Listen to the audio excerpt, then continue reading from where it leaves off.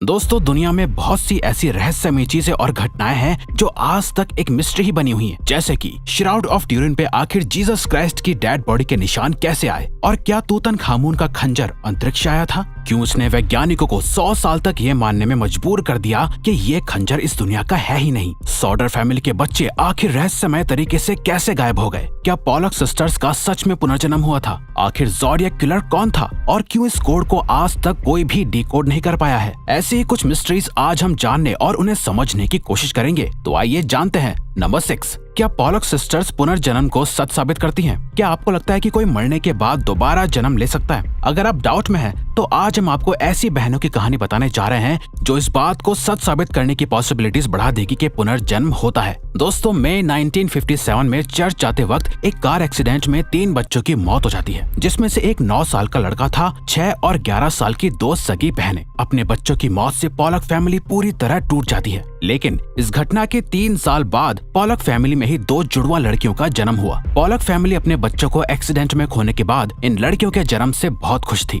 लेकिन जब ये लड़कियां 4 साल की हुई तो वो अपनी 4-5 साल पुरानी बातें याद करने लगी, जो पॉलक फैमिली की उन 2 मरी हुई बेटियों को पता थी। वो उस स्कूल की बातें कर रही थी जहाँ वो कभी गई ही नहीं, लेकिन जिसमें उनकी मरी हुई बेटियां जाया करती थी। इसके अलावा उन दोनों जुड़वा बहनों को कार और रोड से बहुत डर लगता था। जब पॉलक फैमिली ने इन लड़कियों को अपनी मरी हुई बेटियों के खिलौने दिए तो वो जुड़वा बहनें इन खिलौनों से ठीक वैसे ही खेल रही थी जैसे उनकी मरी हुई बेटियां खेला करती थी। और ये शक यकीन में तब बदला जब उनकी एक बेटी ने अपनी दूसरी बहन के गोद में सिर रखा हुआ था और दूसरी बहन बोल रही थी कि देखो, तुम्हारी आंख से खून आ रहा है और यही तुम्हारा कार से एक्सीडेंट हुआ है। इसके बाद पॉलक फैमिली को भरोसा हो गया था कि ये उनकी मरी हुई बेटियां ही हैं जिनका पुनर्जन्म हुआ है। पुनर्जन्म की ये घटना वाकई किसी मिस्ट्री से कम नहीं है, क्योंकि इन लड़कियों का जन्म उसी घर और उन्हीं माता पिता से हुआ था।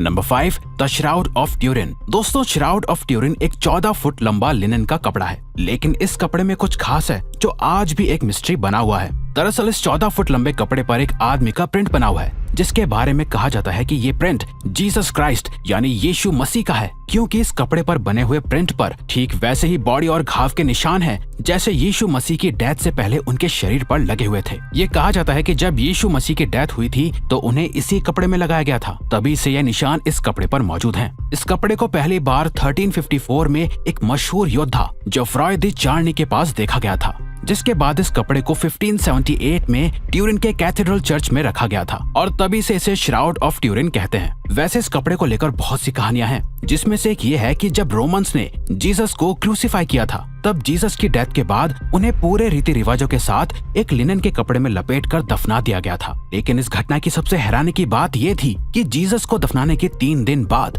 जब मकबरे का निरीक्षण किया गया तो उनकी बॉडी वहाँ नहीं थी। वहाँ पर वो सिर्फ लिनन का कपड़ा मौजूद था जिसमें जीसस को लपेटा गया था। इसीलिए ऐसा माना जाता है कि ये श्राउड ऑफ ट्यूरिन वही लिनन का कपड़ा है जिसमें जीसस को लपेटा गया था। अब तक इस कपड़े की बहुत सी रिसर्च की जा चुकी है। रिसर्च में पता चला कि इस कपड़े पर कुछ लैटिन और ग्रीक भाषा के वर्ड्स लिखे हुए थे, जिससे ये पक्का हो गया था कि ये कपड़ा 2000 साल पुराना है। लेकिन जब इस कपड़े की कार्बन डेटिंग चेक की गई तो पता चला कि ये कपड़ा 1200 या 1300 ईस्वी का है, जिससे इस कपड़े का जीसस से कोई भी रिलेशन नहीं बन पा रहा था और तभी से ये श्राउड ऑफ ट्यूरिन एक मिस्ट्री बना हुआ है। नंबर 4, आखिर सॉडर चिल्ड्रन कहाँ है? सॉडर फैमिली की मिस्ट्री 1945 में क्रिसमस से पहले की रात को शुरू हुई थी। सॉडर फैमिली यूनाइटेड स्टेट्स के वेस्ट वर्जीनिया में एक छोटे से टाउन फेटविल में रहती थी। इस फैमिली में जॉर्ज सॉडर और जेनी सॉडर अपने 10 बच्चों के साथ रहते थे। जब सॉडर फैमिली को घर में आग लगने का एहसास हुआ तो वो सब अपनी जान बचाने के लिए बाहर भागे। जॉर्ज ने बाहर देखा कि उनके 5 बच्चे अभी भी बाहर नहीं आए हैं। वहीं घर को पूरी तरह से आग की लपटों ने घेर लिया था। जॉर्ज ने बच्चों को बचाने के लिए सीढ़ी ढूंढी, लेकिन उस वक्त सीढ़ी गायब थी और उन्हें वो नहीं मिली।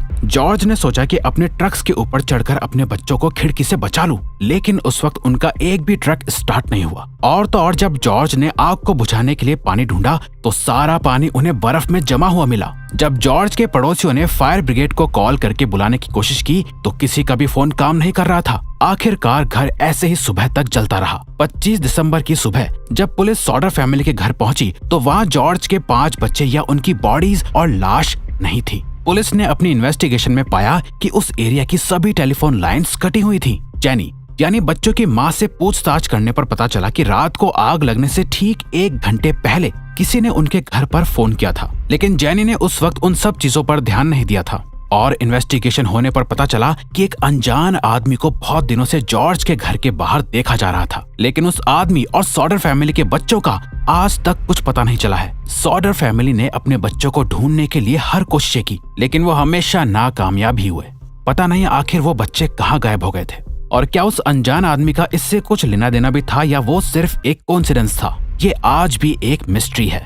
नंबर 3, तूतनखामुन का खंजर। फेरोन्स एंशिएंट इजिप्ट के राजाओं को कहा जाता था और तूतनखामुन फेरोन्स डायनेस्टी का आखिरी राजा था, जिसे किंग तूत के नाम से भी जाना जाता है। तूतनखामुन की मम्मी पहली बार 1922 में इजिप्ट से डिस्कवर हुई थी। तूतनखामुन की मम्मी असल में 3 ताबूतों के अंदर दफन थी, और जब तूतनखामुन की मम्मी को खोला गया था तब उसकी मम्मी ने गले में एक ताबीज पहना हुआ था और उनकी पूरी मम्मी सोने से बने हुए गहनों से ढकी हुई थी। साथ ही उसकी मम्मी के साथ 2 खंजर भी मिले थे, जिसे पहली बार देखने में लगा कि इनमें से एक खंजर लोहे का था और दूसरा खंजर सोने का था। लेकिन कहानी बिल्कुल अलग थी, क्योंकि पिछली हुई कुछ रिसर्चेस और खंजरों की इमेजेस से पता चला कि ये खंजर असल में लोहे का नहीं, बल्कि इसमें किसी मीटियोराइट के मटेरियल का इस्तेमाल किया गया होगा। एक स्टडी के मुताबिक जिस तरह का निकल इन खंजरों को बनाने में इस्तेमाल किया गया है, वो निकल अर्थ पर ओरिजिनेट यानी उत्पन्न ही नहीं होता है। ऐसा माना जाता है कि ये खंजर तूतनखामुन को दूसरी दुनिया के लोगों ने तोहफे में दिया होगा। यही वजह है कि आज तक ये पता लगाना नामुमकिन ही है कि आखिर तूतनखामुन का खंजर किसने बनाया होगा और इस खंजर को बनाने के लिए मटेरियल उन्हें कहां से मिला होगा। ऐसा भी हो सकता है कि उस वक्त कोई मीटियोर अर्थ पर गिरा हो जिससे इस खंजर को बनाया गया होगा, या उस वक्त भी लोग स्पेस में जाते हो। कुछ भी साफ नहीं कहा जा सकता, इसीलिए ये खंजर आज भी एक मिस्ट्री बना हुआ है।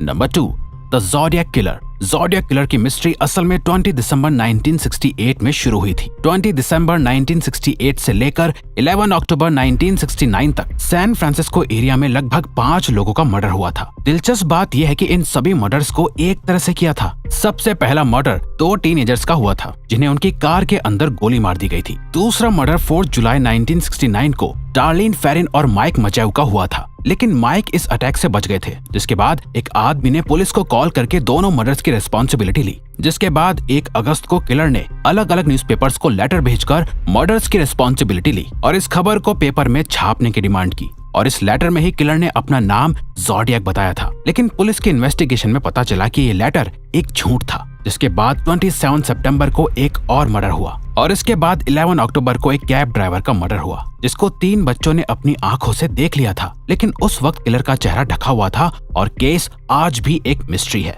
Number 1, shepherd's monument. इंग्लैंड में एक स्मारक है जिसे शेफर्ड्स मॉन्यूमेंट कहते हैं। इसे 1763 के आसपास बनाया गया था। इस मॉन्यूमेंट पर निकोलस बुसान की पेंटिंग बनी हुई है, जिसे द आर्केडियन शेफर्ड्स कहते हैं। इस मॉन्यूमेंट के नीचे 10 अक्षर का एक कोड लिखा हुआ है, जिसे आज तक कोई भी डिकोड नहीं कर पाया है। इवन मशहूर बायोलॉजिस्ट चार्ल्स डार्विन ने भी इस कोड को डिकोड करने की कोशिश की थी, लेकिन वो भी इसे डिकोड नहीं कर पाए। बहुत से थ्योरिस्ट का मानना है कि अगर इस कोड को समझ लिया गया तो ये हमें द होली ग्रेल तक ले जा सकता है। खैर 2 सेंचुरीज बीतने के बाद भी इस कोड को कोई डिकोड नहीं कर पाया है। इसे दुनिया का सबसे मुश्किल कोड और मिस्ट्री माना जाता है। तो दोस्तों, ये थी कुछ अनसॉल्व्ड मिस्ट्रीज। अब अगर आपको ये वीडियो अच्छी लगी और आप आगे भी ऐसे ही अमेजिंग वीडियोस देखना चाहते हैं तो प्लीज हमारे चैनल को सब्सक्राइब और ऑल नोटिफिकेशन बेल को ऑन कर दो, ताकि हमारी फ्यूचर वीडियो का नोटिफिकेशन सबसे पहले आपके पास आए। So till then, keep learning, keep growing.